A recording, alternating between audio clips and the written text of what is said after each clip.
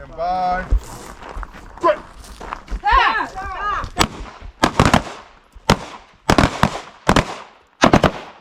All right. Come back. Welcome to Chapel Trails and welcome back.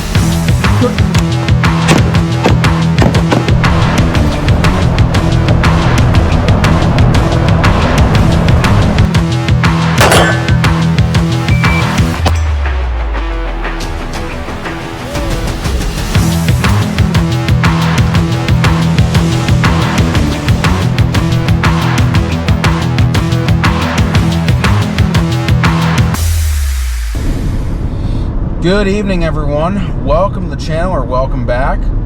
I am on my way back from the range where we just finished up another ladies basic handgun course. We had 7 women come out, which was awesome. We were hoping for some more, but it is what it is. We still had a great time though. I know they all definitely learned a lot, and some of them, it was their first time training or shooting actually. There are a few that had already been through it before, or already had maybe some handgun knowledge and practice and stuff like that. So we encourage them to come back out, whether for a class or whether even for some private, like one-on-one lessons. You know, we're always open for that. So without further ado, let's go on the video. Enjoy.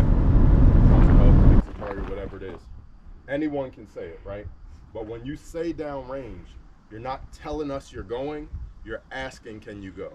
Does that make sense? So when I say downrange, I ask that y'all repeat it. So downrange. Downrange. So let's say I had a gun in my hand, right? Finishing up. If someone says downrange, I put the gun down before I say downrange, right? Because that's me saying you're good to go. But I wouldn't say that with a gun in my hand. Make sense? Because we don't want anybody forward of a firearm in your hand. Still hot, you don't need to repeat that. That means you might be done with the drill, but someone else isn't. So keep your ears on. And then clear means everyone's done. You can take your ears off.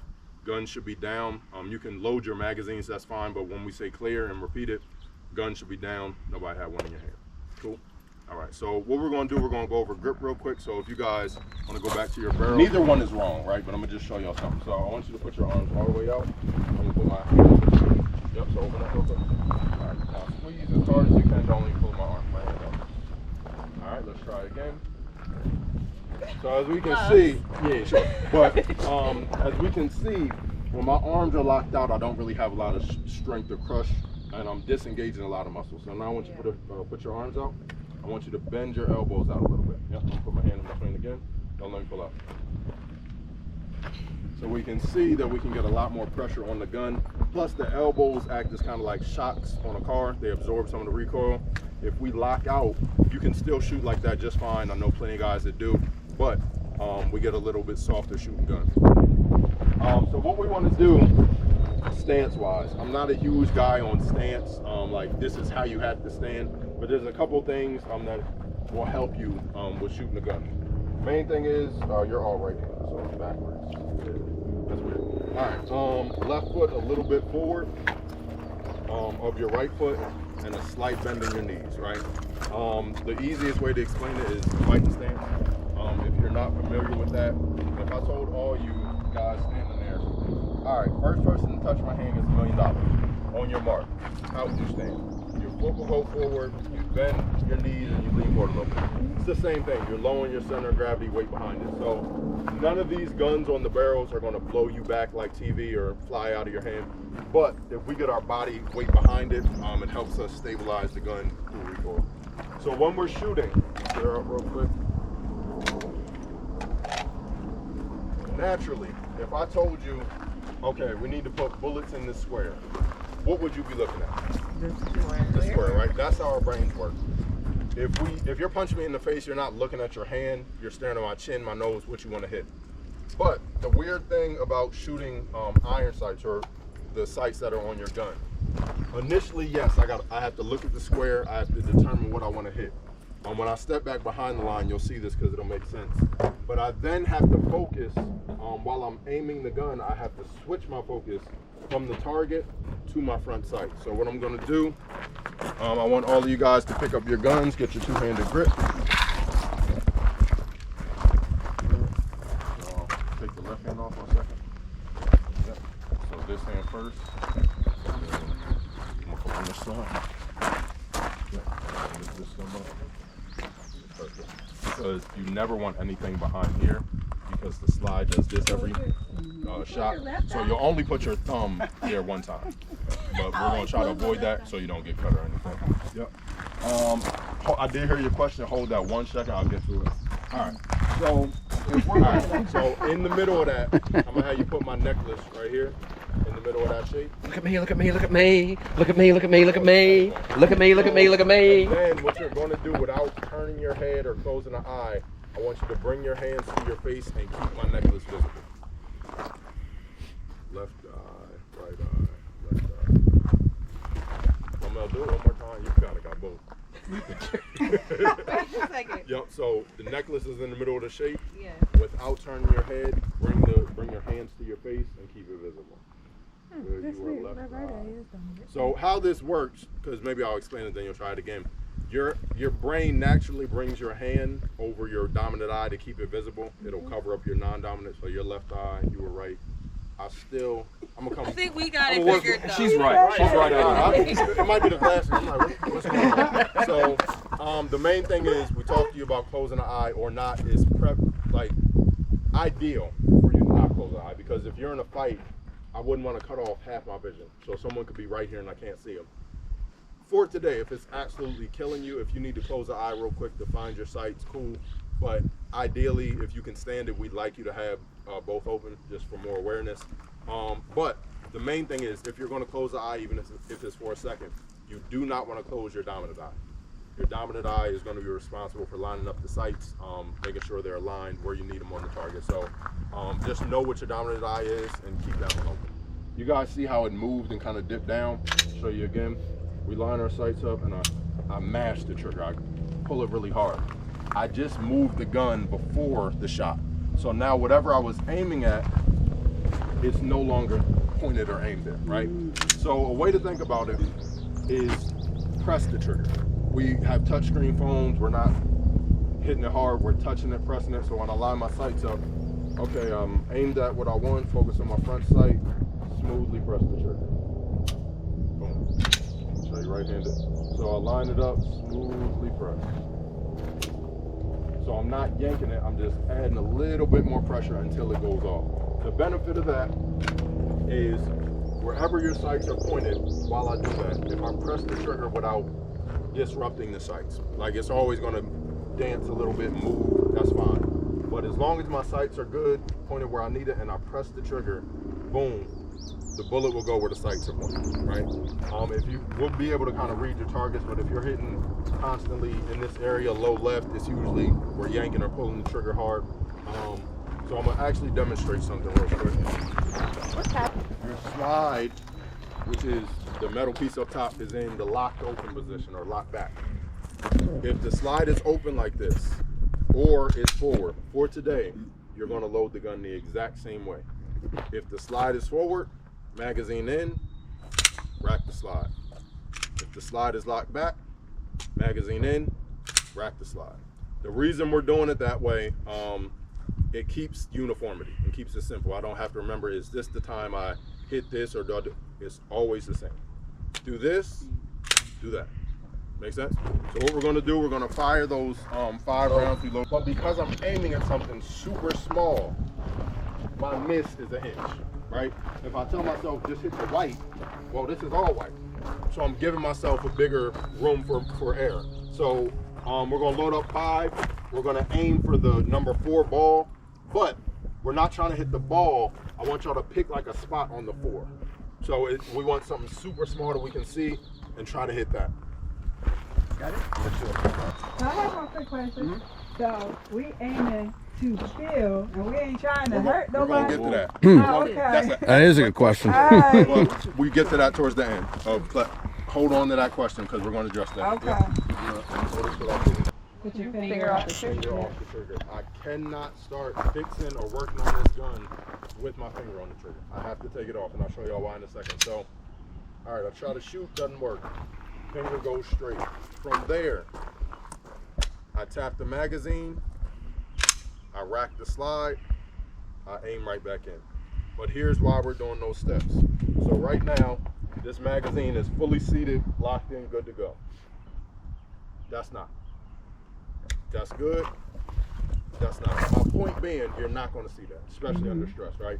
But if this magazine is not all the way in, I might go to rack the gun, and I think it's loaded, but really, nothing went in, right? Or let's say it is loaded, and I try to press the trigger, and it goes click. The bullet didn't work.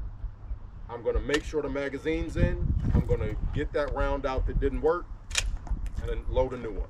So the thing is, under stress or even on the range, I don't want to develop the habit of this. The gun goes click, and I do this. That ain't gonna fix it, right? Promise you. No matter how hard you stare, it's not gonna fix it. So we don't, on the range, we can get relaxed, build bad habits of the gun doesn't work. It's probably the ammo, or maybe I should clean it. But you're building that habit of my gun stops working, I pause, stare at it, talk to somebody, figure out. That's a bad habit. Because if it happens in real life, you're going to do what you've done hundreds or thousands of times on the range. So if the gun, you're right, this is so weird. If the gun doesn't work, all right, click, finger straight, tap, rack, aim back in.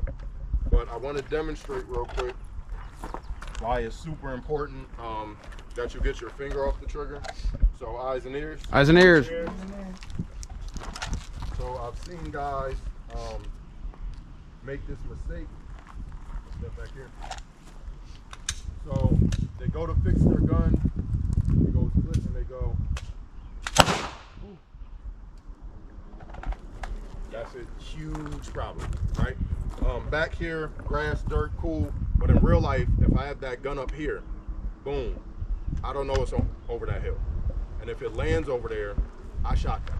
Like regardless of the circumstance, I shot them. So we don't fire any rounds that don't have a target.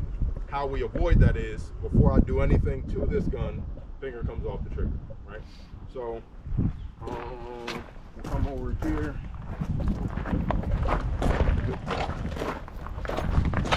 Eyes and ears. Eyes and ears. So I'll show you this on slow. So I'm aimed in, didn't work, finger straight, tap, rack.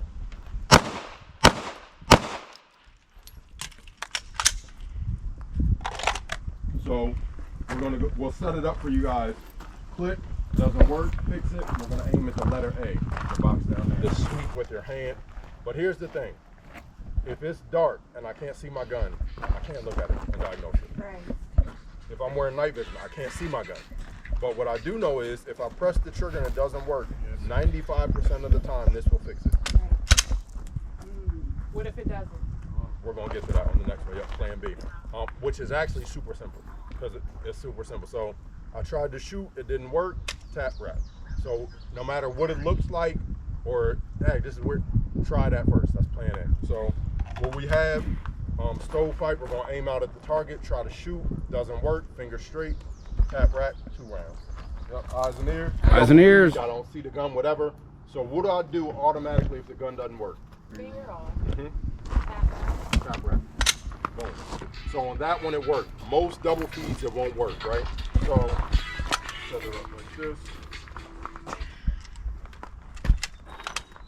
So I try tap rack, doesn't work. What I then need to do is unload the gun. So how do we do that? Drop your foot. Yep, and then what? Right, yeah. And then how do I load the gun? And, yeah. That's all it is. If tap rack doesn't work, reload it. If tap rack doesn't work, reload it, because it's either empty or double feed. But in either case, I just got to reload the gun. So I tried it, didn't work. I'll show y'all one more time. So there was a officer in Chicago about probably 3 years ago now. Female officer. Her and her partner were walking up to this armed suspect. It was a girl. They said something to her. The girl sees them, does this, start shooting, right? So they approach. It's called an L-shaped ambush. You approach from this way, I come from this way. The mindset is the person can't shoot at both of us at the same time, right? So the person starts shooting. The female cop runs back to the car. At first I was like, what is she doing? But she was going to get cover, like to protect herself. Okay, makes sense. While she's running, she shoots 2 rounds from her gun. Doesn't notice the gun jam. She gets behind the door of the car, and the first thing she does is get on the radio. We need help, back up, back up, back up. The reason this is a mistake, right now you're in the middle of a gunfight. Your number one priority is the fight, not calling and on the radio. Then her head is looking down. She finally notices when she gets off the radio, her gun's jammed. And she's screaming for her partner, whatever his name was. Ben, come fix, help, help, help. She had a double feed, help. Because she didn't lift her head up, Ben is not over here. Ben's already chasing the girl around the corner. So she's in this little box of a world where she's on the radio calling for somebody that's not there and can't fix her gun. So 1, we're telling y'all pick your heads up so you can see what's around. But 2, especially if you carry a gun for a living, there is nothing that should happen to your gun unless it's broken that you can't fix. Plan A, plan B. That fixes everything wrong with your gun unless it's mechanically broken. So again, if my gun doesn't work, try this. Oh, that didn't work? Go to plan B. Now what I'm doing, I'm pressing the magazine release and I'm pulling the magazine out. I unload and I reload.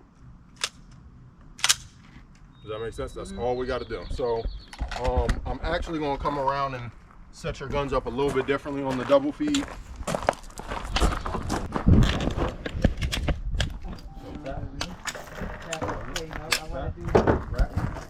So that didn't work, so we'll go to plan B. So Yes. Stay away from you. on the way. So again, But I can see the anger behind that. For sure. Because I be feeling like that sometimes. It's not that you cut me off. For sure. It's that you're doing something completely unsafe. Yes. And now you're making it unsafe for me. And if I have several children. Can I ask you a question? Have you ever made a mistake while driving and cut somebody else off, or merged and didn't see them in your blind spot? Have you ever done it? Yeah. Okay then, we're human. But guess what? That- I will say, Now granted, some people react even when they're wrong, like they're not wrong.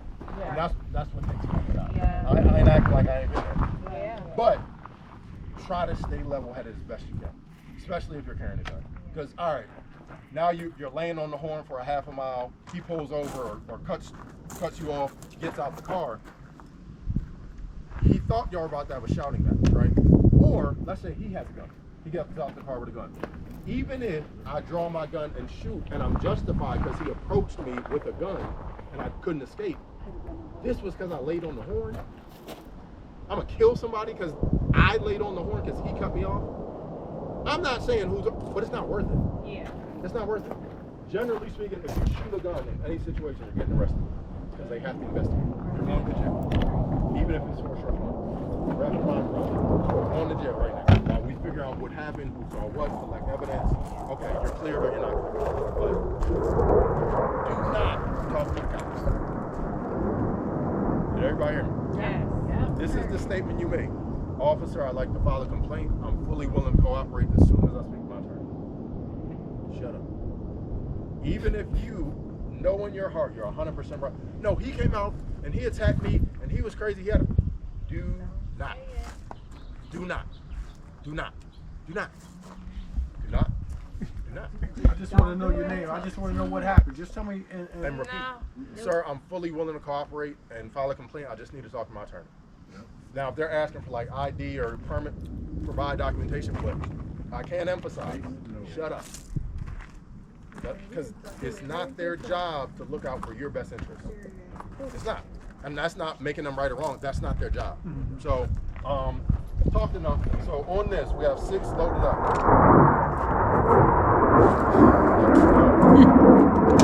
Dang, you gotta have to file a complaint with them. They're messing up my session. We need to get you a megaphone or something. Yeah, rifle. So, all right, what we're gonna do? All day we've been loading the gun up, aiming out, shooting when we feel like it. Right now we're gonna start in a position called compressed ready or high ready. So instead of here, I'm gonna bring the gun right here. Fingers straight. The gun's technically not pointed at him. I'm looking at him, watching hands, watching what he's, hey man, back up, whatever. When I say threat, what you're gonna do is we're aiming in the gun at the target and we're yelling, stop! And then we're firing 6 rounds to the center. So I already explained why we're giving the verbal command. And obviously, if I aim the gun and yell stop and he does, I do not need to follow with 6 shots. That makes sense, right? I'm just clarifying. And you could just back up to your car. Exactly. Like, and ideally, and you get to go home. Ideally, like if I don't have to fuck, because people will send me videos all the time. They're like, yo, could you shoot in this situation? You could shoot in any situation. Well, should I shoot in this situation? Different question. The best test, must I shoot?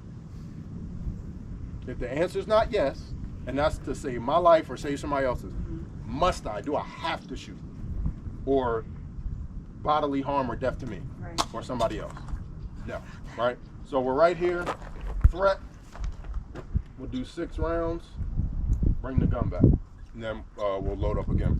So I'm gonna have, whether Dave, you have wearing a bulletproof vest, or when we do the PowerPoint, like not in this class, but I have video examples of people being shot 7, 8, 9 times with no bulletproof vest, on no drugs, still charging forward.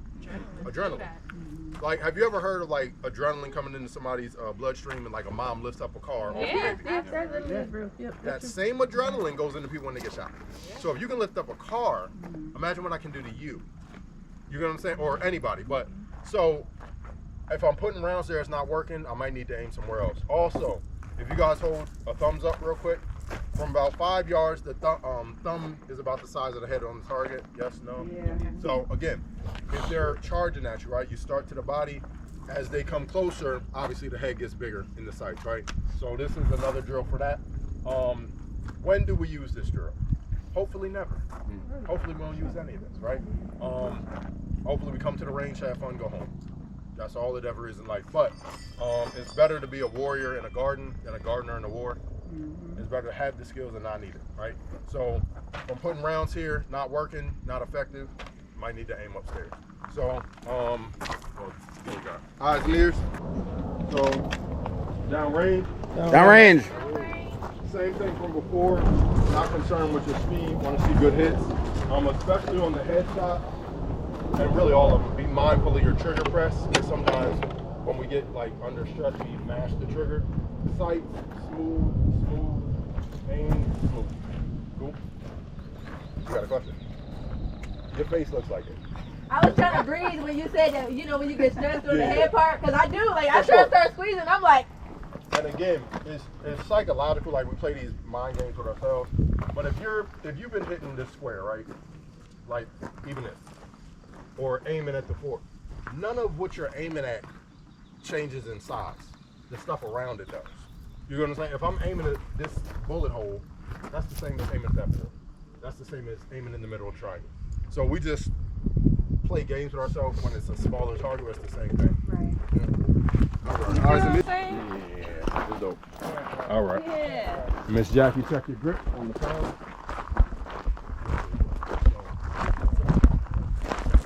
All right, stand by. Grip. Stop!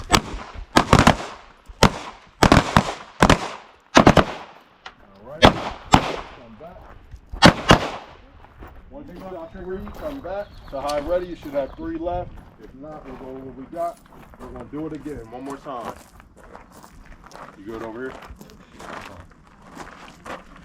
What's not? Threat.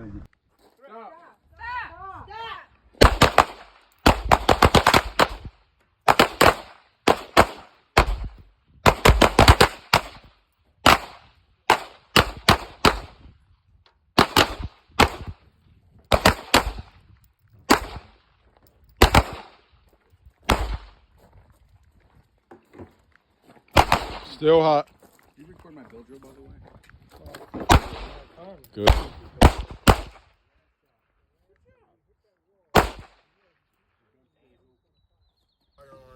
picking up each table. He goes past these two gentlemen sitting there. They give him their stuff. He gets past some guy, slides out, shoots 4 rounds in his back. Tells everybody, get out, call 911. There's no problem, right? But in his anger, in his right, because again, it's hard to shift. I'm minding my business. I get attacked. Someone's trying to hurt and or kill me. I have to flip a switch to go to fight. I'm winning. Stop. That's not that. And the animal can do that. If a leopard has a gazelle, he's not like, get out of here, man. That ain't how it works. But we have to be able to stop when the threat's no longer. So he shot those 4 shots, got everybody out, walked past the guy. Boom. That's execution. Anything that goes wrong with your gun, you know how to fix. Anything that goes wrong with your gun, you know how to fix. So there's no need to panic. Do this or go to plan B. If the gun is not mechanically broken to the point where it's not going to be fixed right now, you can fix it. So that's really important to know and to have confidence in it, because some people are like, well, what if it doesn't work? I know how to fix it now. Anything. So also, if you look at your targets real quick. So we saw a lot of improvement from the beginning of the day towards the end. And also, if you think about this, if this is your first time shooting or second or third, we're doing defensive drills from a ready position in a day. That's really good. That's really good. Because as you can see from the target in the wood, not everybody hits the paper. There's bullet holes all over. So I'm just saying, I ain't calling on names. People be shooting everything but the paper sometimes. So this is a really good start. So what we're going to do, we're finished now. We're going to take the guns back to the table.